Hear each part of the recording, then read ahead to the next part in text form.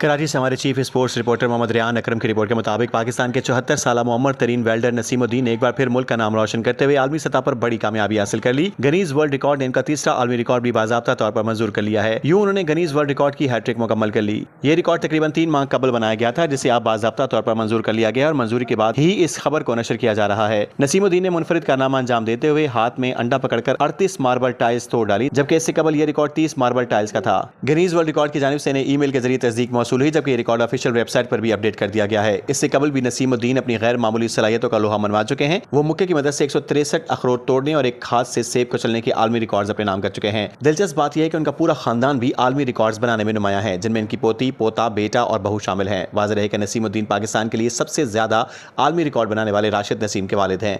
नसीमुद्दीन का कहना है कि वो अपना ये रिकॉर्ड फलस्तीन और पाकिस्तान आर्मी के नाम करते हैं और ये एजाज़ तमाम पाकिस्तानियों के लिए है जो अपने मुल्क से मोहब्बत करते हैं।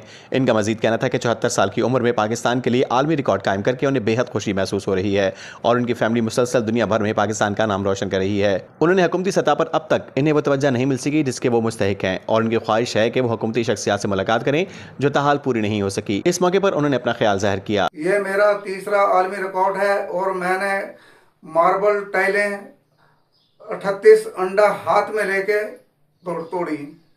मेरी उम्र 74 साल है और मैं 3 आलमी रिकॉर्ड बना चुका हूँ, मगर हुकूमत की तरफ से कोई मुझे हौसला अफजाई नहीं है।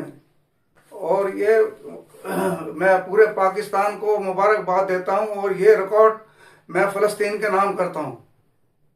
मेरी ख्वाहिश है वज़ीर आज़म पाकिस्तान, सदर पाकिस्तान और आर्मी चीफ ये मुझसे मुलाकात करें और मेरी हौसला अफजाई करें।